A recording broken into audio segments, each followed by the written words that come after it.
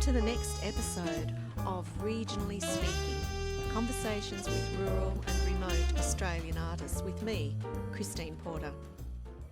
Hello everyone, here I am with the fabulous James White, and behind us is one of his paintings of Europe where he's done quite a bit of travelling. James, tell us about your practice. Well, my art practice started when I was very, very young, and you can cut this part out, but I can remember sitting on the back veranda in the winter on the pot, and I was there sitting and I was sketching as a child, and Mum was chucking art materials at me, saying, come on, you can do it, and I thought it's been going on for a long time, but I've always made art, and it's just a case of I've got this impression that if you've got a skill, you have to use it. You cannot waste. So I've just always made art. And then I married someone who'd made me make art. So Anne has been a person who's inspired me to keep going and doing stuff. After having been a farmer for a long time, we had the opportunity to become an artist in residence in Armidale, which led on to becoming an art teacher. And then when long service came along, and we've been to China and Russia and Cuba and places, but I've always been fascinated with the beautiful walls of Italy. This is work which is simply about the way the colour and the texture works in the walls, and I've always been fascinated with that. So you're standing in front of the shadow, and that's the other thing I've found too over there is those strong shadows, because the buildings are such an important part of the landscape, aren't they? Well, they are. Not to the locals because they're normal, but to us, in this instance, it was, I liked playing with the texture obviously, but also the way the shadows can create a three-dimensional notion. And this shadow, I look at this all the time and think, I could have made that a wee bit darker. So do you think that it's possible to finish a painting? Yes. I think you can flog it to death if you wanted to. So how do you know when you're finished? It feels right.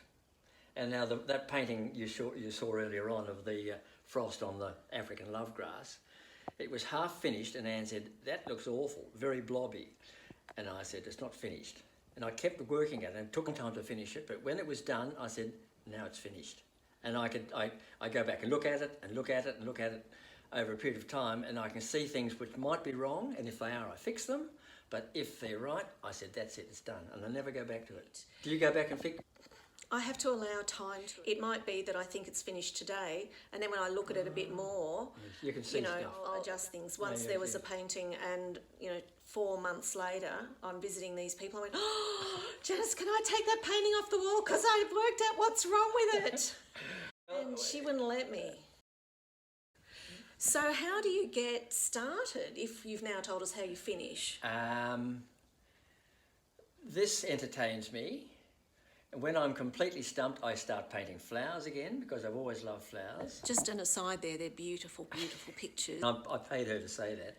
He paid me to say that.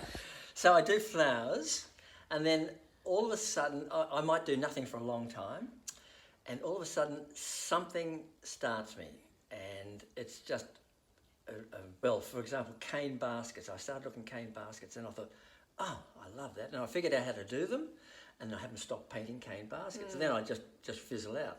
There was another instance when I was looking through windows as views, and the views were European, because we'd stay in hotels and look out the window. And I thought, oh, that's a nice view. So I did that. But then all the artworks started to have a big bow in them. And so they were a style. I remember when that was happening, yeah. And I did that for years, and I haven't done one since. But you've got to watch and look. But I look out that view, then I think, oh, there's nothing there to paint. You come along and said, oh, I'd like to do that. Yeah, but it's about why you're doing the drawing too, isn't it? So for me today, it was about I wanted to do some drawing today because it's Sunday and it was a nice day and the sun's shining here.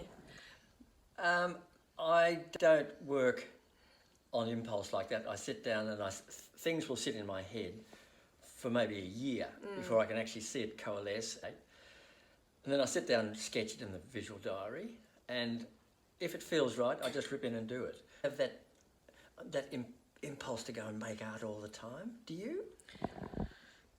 This last couple of months, because this is, in the middle of COVID, what I found is that I wasn't painting, but I'm now sort of making things again. Not necessarily painting, but I'm making things, you know. I'm finding myself, you know, sewing bits or creating objects, or so it may be about creativity rather than painting.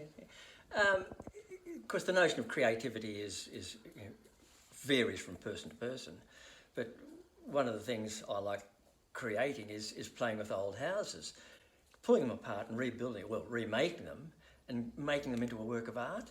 And that's as pleasurable. You know, gardens is another one. You can do that with gardens and lots of things. Yeah. If you had one piece of advice to a beginning artist, what do you think it might be, James?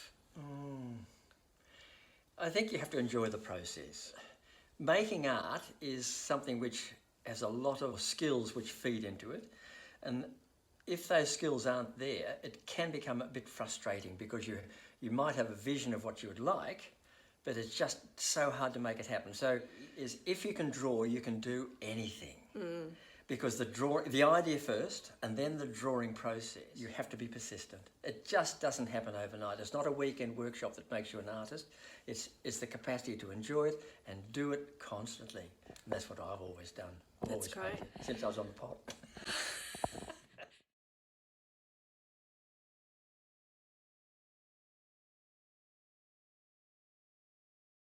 But the reality is there's huge numbers of artworks on the site, and people can look at them, enjoy them, and they can contact me if they want to. Fabulous. Thank you so much today.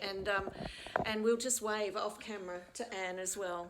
Yes, thanks dear.